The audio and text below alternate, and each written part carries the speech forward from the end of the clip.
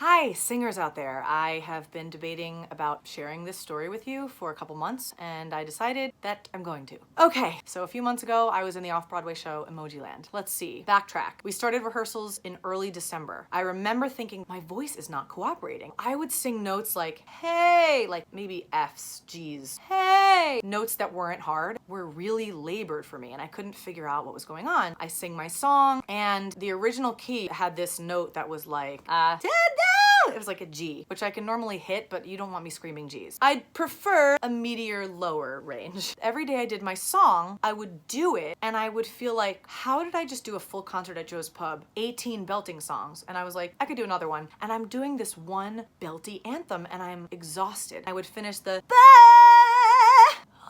and I would be like, what is going on? So every day I would think, oh my God, I'm so dry. It's the weather. It's allergies. It's allergies. It's definitely allergies. Always blame it on allergies. It's the building. There's a lot of mold in here. It's definitely dust. Like every day I would find another excuse. I considered making an appointment with my laryngologist, who I had seen only when I had laryngitis in 2013. I had coughed myself into some kind of laryngitis when I had to cancel my 54 Below show.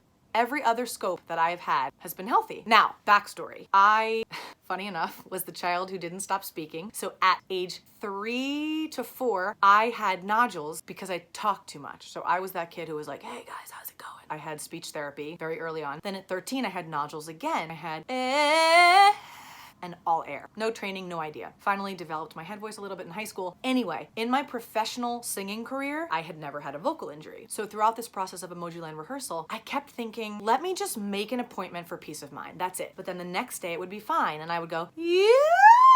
See how I can go all the way up there now? Yeah. It would be like that. Yeah.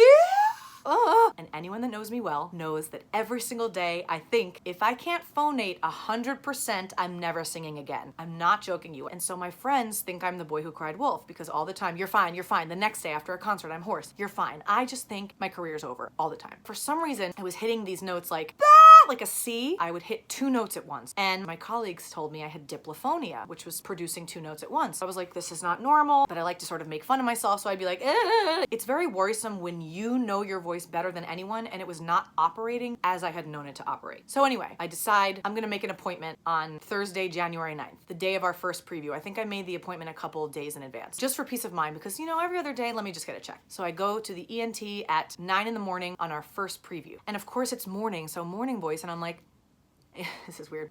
Scope, tongue, you gag every time. Air. He immediately stops and says, not good. Not good. And I'm like, what? He said, so you hemorrhaged what looks like a few weeks ago. And I'm not as much worried about the hemorrhage because you're past the point of when I would have told you to go on vocal rest because you didn't know. But I'm really worried about your cords. They're so swollen. They're so angry that the swelling on top of the hemorrhage healing is really worrisome. A hemorrhage is basically minor bleeding on the folds because of a rupture to a blood vessel. When I heard this news, as a singer, I thought my voice is my entire life. I will never sing again. I will never teach singing again. I don't have anything without my voice. Now, I also have TMI, it's not that TMI. I also have vasovagal, which is basically a condition that I can faint really easily, especially in doctor's offices. Like, talking about it makes me crazy. It's when your blood pressure lowers anyway, and I was by myself. Now, the last time I fainted in a doctor's office was about 15 years ago. I mean, I can count how many times I've fainted. It's horrible. I was alone. I felt like I had the news that somebody died. Like I got shocking news and I was 2 seconds from passing out. I had to fan myself. I was sweating. I was gonna puke and I had a wet cloth on my face. I probably was white as a ghost. And so I have to know how to process this. I said, I have a show. So that's my first concern. Now at that point I could sing, not easily, but like I didn't have no voice. He says, well, you could bail. And I was like, no, I literally can't. I have no understudy. He puts me on a pack of prednisone for a week, which is basically you take, 6 pills, 5 pills for each day to reduce the swelling. So I go to work that day and I basically have a talk with the director quietly. And I start crying to him and I say, here's what's going on. I found out that I had a vocal hemorrhage and I'm gonna be fine tonight, but I have to sing the rehearsal down the octave. He was understanding. I sang the rehearsal down the octave. I did the first preview and I was fine. However, every time I finished my song for the month of December, I felt like like, this should not be this hard. So I finished the first 2 previews. All of a sudden, I think it was the 3rd preview, I start developing this horrible bronchial cough. And the worst thing for your voice is coughing. I was trying to suppress it with codeine, any kind of cough suppressant, and it just was bad. Friday, double Saturday. I'm singing the show and I'm taking some stuff lower. The Sunday matinee performance, right before I ended up being out, was the hardest live performance I've ever done. I had to make up melodies on the spot for whatever note was in my range. One of the harmonies I had to hit was like a G, implied, I don't have perfect pitch, but implied, and I was like, implied, literally down the octave. One of the riffs I had was, every day we work, work, work, and I was like, every day we work, work, work.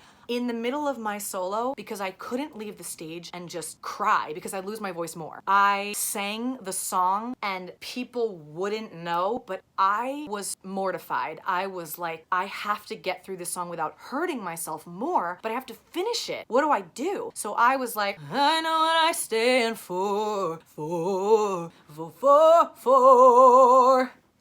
and then would finish some low note. I run off the stage and I can't cry because the show has to go on, and so I just don't talk, and I'm like, it's the most embarrassing thing I've ever done. Cast was so supportive. They knew I was struggling. They said, your option workarounds, they were great for the character. And I was like, So I finished the show. Basically, I knew I had 48 hours until our next show. We had no Sunday night, no Monday. I had to not talk for 48 hours or do something. So I go to a second opinion because they could get me in on Monday, and I go in, I am completely silent. I type everything on my notes, show her. She scopes me. I can barely get a sound out for She's like, we got the picture. She goes, I'm pulling you from the show. Absolutely not. And I was like, how?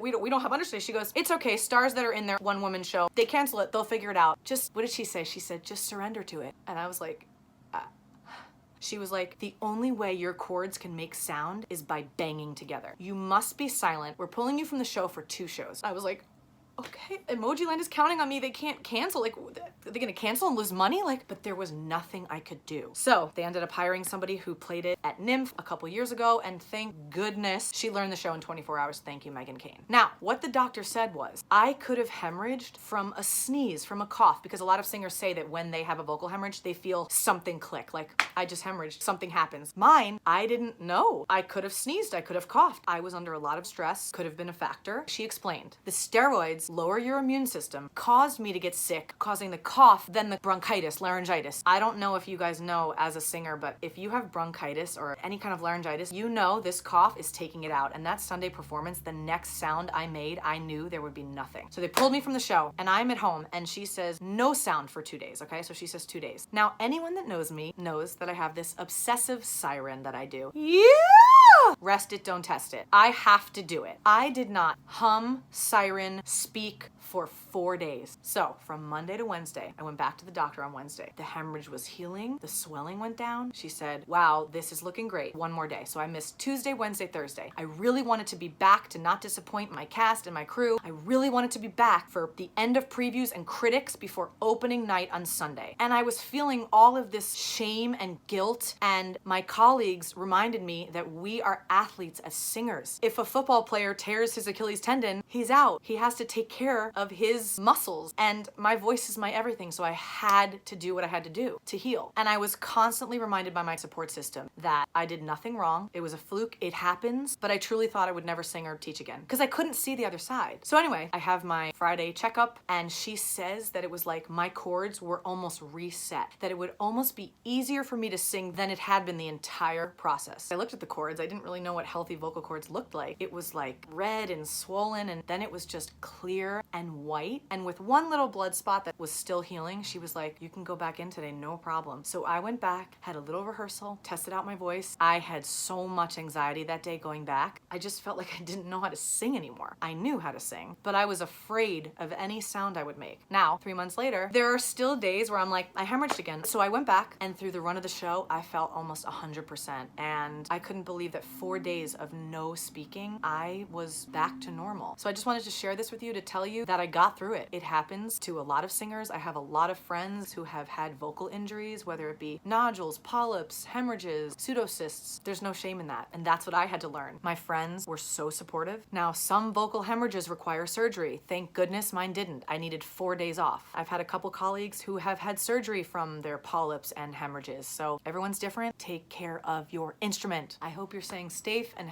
safe. I hope you're staying safe and healthy and sane during this time. We're all in this together.